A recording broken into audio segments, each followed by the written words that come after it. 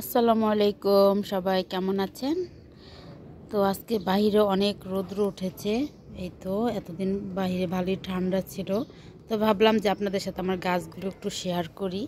অনেক দিন ধরে আমার গাছগুলো শেয়ার করি না।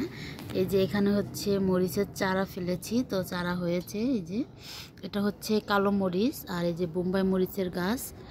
এগুলো হচ্ছে মানে গেল বছরের গাছ আর কি, নতুন পুকি ছেড়েছে।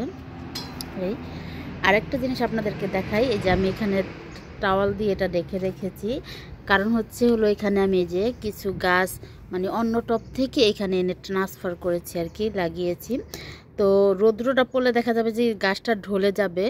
তো গাছটা যাতে না ঢলে, তো সেজন্য আমি এটাকে এভাবে ঢেকে রাখছি যাতে গাছটা সেট হয়ে যায়। আর সেট হয়ে যাওয়ার পরে আমি তখন মানে টাওয়ালটা সরিয়ে দিব। অবশ্য বিকালবেলায় সরিয়ে দিব, কারণ এখানে সারাদিন রৌদ্র থাকে। তো সেজন্য এই যে এটা হচ্ছে আমার ঢেঁড়স গাছ, এই যে দেখতেই পাচ্ছেন। তো আরও গাছ আছে, এগুলো আপনাদেরকে একটু দেখাই। এই যে এখানেও মরিচের গাছ আছে। তো এবছর অনেক মরিচের গাছ লাগিয়েছি, যে এই টপেও মরিচ গাছ লাগিয়েছি। আর এই যে এটার মধ্যেও কতগুলো লাগিয়েছি ঢেঁড়সের দানা, এগুলো সবই ফুটেছে। আর এগুলো হলো শশা গাছ বুনেছি। তো এই যে দেখুন শশা ধরেছে মাশাআল্লাহ, এই যে এটাও ধরেছে।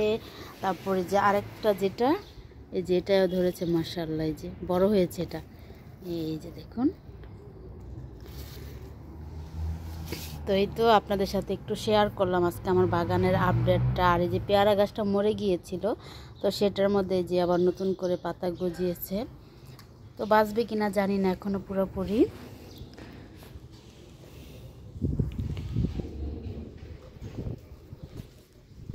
এই যে আরেকটা জিনিস দেখাই, ওই যে হচ্ছে আমার ড্রাগন গাছ। আমি বাংলাদেশ থেকে যে গাছটা এনে লাগিয়েছিলাম, তো মাশাআল্লাহ এটাই সুন্দর ডালপালা ছেড়েছে। আর এই যে এখান থেকে আমি ওই ঢেঁড়সের গাছগুলো উঠিয়ে লাগিয়ে ও পাশে নিয়ে লাগাইছি। তো একটা রয়ে গেছে, ওটাকে পরে আবার সেট করব। আর এই তো মেহেদি গাছটাও মাশাআল্লাহ সুন্দর হয়ে হয়ে উঠেছে আর কি। এই যে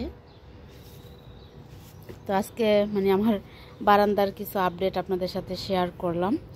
সবাই ভালো থাকবেন, সুস্থ থাকবেন। আল্লাহ হাফেজ, আসসালামু আলাইকুম।